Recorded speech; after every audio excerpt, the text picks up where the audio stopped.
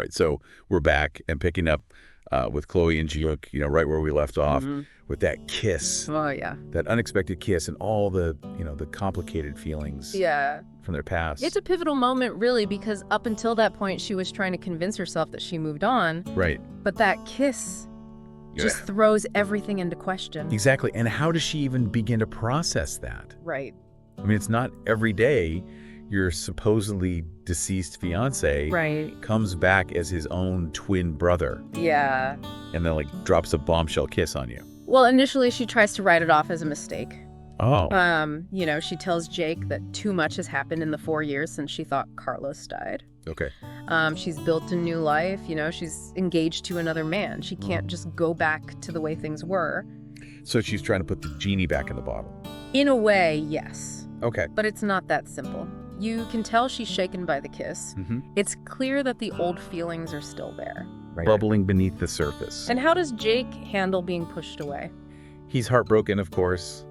He feels like he's lost Chloe all over again, but he tries to be understanding. Oh. He promises to be a good tenant, a good friend, and to respect her boundaries, but you can sense the underlying tension. Yeah. The unspoken question of what if. Right, because that kiss clearly reignited something in him too. Absolutely. So it's like this push and pull where she's trying to maintain her current life. Yeah. And he's grappling with this reawakened love and the pain of rejection. Precisely, and that tension just keeps building. Uh-oh. Until it finally explodes during a seemingly mundane encounter about renewing Jake's lease. Oh.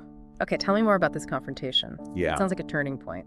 It is. Chloe goes to Jake's apartment to discuss the lease, and, she notices that he's acting distant, annoyed with her, and when she confronts him about it, he just lets loose all his pent-up frustration and anger. So he's not holding back anymore. Not at all. He basically accuses her of forgetting everything they went through together. Wow. He reminds her that they fought against everyone, including his own mother, to be together. Oh my gosh. They spent 5 years building a life, and now she's marrying someone else. It's like that kiss just cracked open this It's a raw of emotions. Yeah, an emotional moment where all the unspoken feelings come pouring out. Yeah, and it starts as this angry confrontation, but it sounds like it quickly turns into something else entirely. It does. It turns into passion. Oh. They end up sleeping together. Wow. Talk about a plot twist. Yeah. So how does this change things for Chloe? Is she instantly ready to throw away her current engagement? Not quite. Yeah. It's not that simple.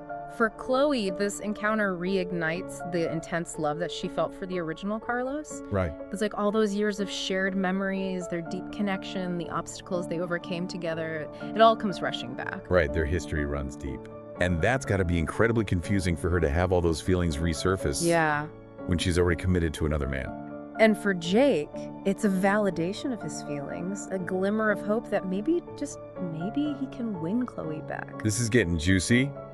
But I imagine navigating this secret affair adds another layer of complexity to an already tangled situation. It definitely does. And the story doesn't let up on the drama. Chloe tries to sneak around spending time with Jake while still planning her wedding. Wow. Jake, on the other hand, encourages her to leave her fiancé and run away with him. He believes that their love is strong enough to overcome any obstacle. Oh, boy. It sounds like a recipe for disaster waiting to happen. Oh, it absolutely is. And as you might expect, things don't stay hidden for long. Hold on, before we get into that, I have to know, what about Chloe's fiancé?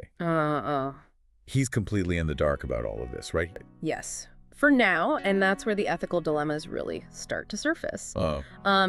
Chloe's essentially living a double life, betraying the trust of the man she's supposed to marry. Right. It's a classic case of right person, wrong time, wouldn't you say? Yeah.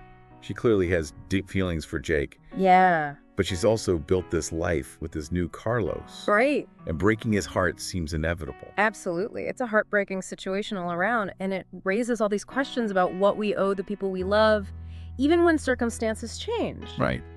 Is it fair to stay in a relationship out of obligation when your heart is pulling you in another direction? These are tough questions with no easy answers. So how does she try to navigate this? Yeah. Does she attempt to break things off with her fiancé? She does several times, in fact, but something always seems to get in the way. Right. First, there's a fire at their house, which forces them to move in with his family. Oh my God. Then his aunt unexpectedly passes away. It's like fate is intervening. It's almost as if fate is conspiring to keep them together and delaying that inevitable confrontation. Right. And do you think these external events are just coincidences? Mm-hmm. Or is there a subconscious part of Chloe that's using them as excuses to avoid making a difficult decision? That's a great point. It's possible that she's subconsciously seeking reasons to postpone that breakup. Yeah. Because deep down, she's afraid of the consequences. She might be afraid of hurting her fiancé, disappointing his family, or facing the uncertainty of what life with Jake would actually look like. Right. It's like she's trapped in this emotional purgatory, unable to fully commit to either path. Exactly. And all the while, the clock is ticking. Exactly. And just when you think things can't get any more complicated, another bombshell drops. Oh. Chloe discovers she's pregnant. Oh, wow. Talk about a game changer. Yeah. Does she know who the father is? That's the million-dollar question, and the story leaves us hanging on that cliffhanger. Oh my gosh. It's a brilliant narrative device because it forces us, the listeners, to confront that same uncertainty that Chloe is facing. Right, and it's like the ultimate test of her feelings. Yeah. You know, if she chooses to stay with her fiancé, will she always wonder, what if? And if she runs off with Jake, will the shadow of doubt about the baby's paternity always linger? Exactly. It creates this incredible tension and raises the stakes even higher. We're left wondering, who will she choose? Right. What will she do about the baby? And what does this all mean for her sense of self and her future? This deep dive has been a roller coaster of emotions and moral dilemmas. No, it's crazy. I'm so invested in Chloe's journey, even though it's frustrating to see her stuck in this in-between space. It's a reminder that life is full of unexpected twists and turns, and sometimes the most difficult decisions lead to the most profound growth. Until then, let's keep those theories coming. We want to hear what you think Chloe should do. Thanks for joining us on this deep dive. It's been a wild ride.